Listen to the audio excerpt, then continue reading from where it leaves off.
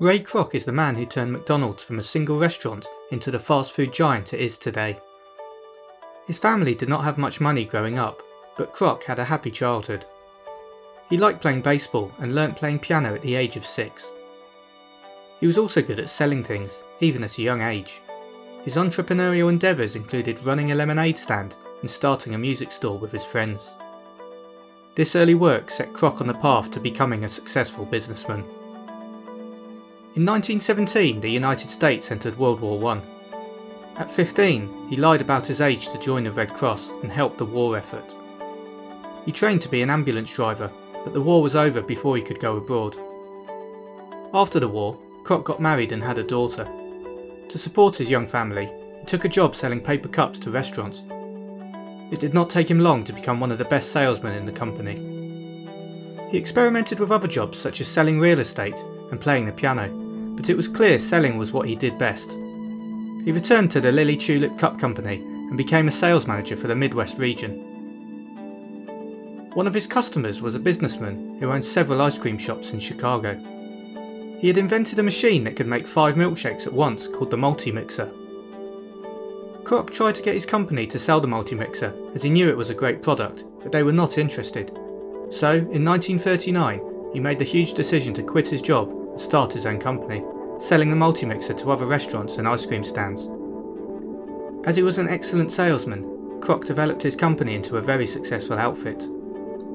He employed tactics such as inventing new drinks to make with his machine, and a decade later he was selling over 9,000 multi-mixers a year in cities all around the country. By the 50s, Kroc began losing customers. People were moving from the cities into suburbs and drove to large restaurants instead of going to independent ice cream stands. As a result, the ice cream stands went out of business and were no longer Kroc's customers. Kroc was still getting plenty of business from one small restaurant. It was called McDonald's in San Bernardino, California, and they had 8 multi-mixers. Kroc went to visit the brothers who owned the restaurant, Maurice and Richard McDonald, in 1954, and discovered it was a very small restaurant with people queuing up outside ordering food from a window. The food was very limited as they only sold burgers, fries, soft drinks and milkshakes, but the food was served extremely quickly. Kroc thought the restaurant was a brilliant idea and suggested to the brothers that they expand their business. The brothers refused as they didn't want the added responsibility. Instead, Kroc offered to start a restaurant franchise. The 3 of them agreed that Kroc could use the McDonald's name and the brothers would get a percentage of the sales. In 1955, Kroc started his franchise company, McDonald's System Incorporated, and opened his first McDonald's in Des Plaines in April that year. The McDonald brothers taught him how to run the restaurant like they did, including how to prepare and serve the food in such a quick way, thanks to an efficient setup in the kitchen. On the restaurant's first day, Kroc made $366. He worked extremely hard at his restaurant to ensure it was a success, from picking up rubbish outside to make the restaurant look attractive and clean, to training his workers to remember quality, cleanliness and service were all important. Kroc also helped other people set up new McDonald's restaurants as franchises. In the first year he sold 18 franchises, and by 1957 there were 40 McDonald's. Consistency was important to Kroc. As well as each restaurant being called the same, he wanted every customer to have the same experience, so there were many rules to follow for each franchise owner. The menu had to be the same, and each item on the menu had to be prepared the same way, regardless of which restaurant a customer was eating in. This strategy worked, and some franchise owners were making more money than Kroc was. Kroc's next step towards success was to set up a real estate company. The company would buy the land that franchisees could then rent to run a McDonald's restaurant on. There were 2 major benefits of this system. 1, it let Kroc choose the location for each new McDonald's, and 2, it made him a lot of money.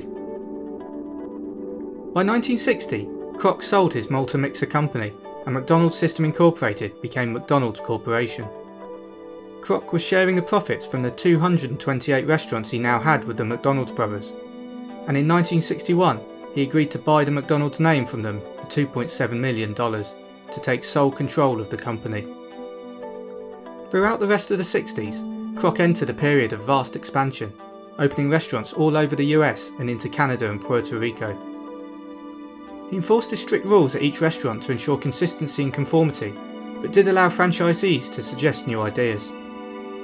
In 1962 in Cincinnati, the Filet-O-Fish was added to the menu. In 1968 in Pittsburgh, the Big Mac was introduced. Kroc was also quick to acknowledge when he was wrong. The Hula Burger was introduced as a slice of grilled pineapple and 2 slices of cheese on a bun with no meat. It did not prove popular and was quickly taken off the menu. Kroc pitched McDonald's as family-friendly restaurants, promoting the fact that they were clean and affordable places to eat on TV and in magazines. In 1963, Ronald McDonald was introduced as a playful clown, soon becoming one of the most recognised children's characters in the world and a very successful marketing mascot. Many of his restaurants also introduced play areas where children could have fun to maintain the family-friendly theme. 1979 saw the rollout of Happy Meals to each McDonald's. Each meal included a small toy and proved extremely popular with children. It therefore was also an extremely powerful marketing tool, allowing tie-ins with films, TV shows or toy brands. Kroc became extremely wealthy from McDonald's and donated part of his fortune to charity through donations and other charitable activities. He started the Kroc Foundation in 1969 to raise money to help fight diseases such as diabetes, arthritis and multiple sclerosis. Kroc retired as CEO from the McDonald's Corporation in 1973, but still stayed active on the board of directors and carried on working for McDonald's until he died in 1984. His legacy continues to this day, and the company has over 36,000 restaurants in 119 countries. Ray Kroc's simple idea of making food fast, convenient and consistent has changed the way many people eat forever. His hard work, skill as a salesman and interest in innovation has helped McDonald's become one of the greatest business success stories in the world.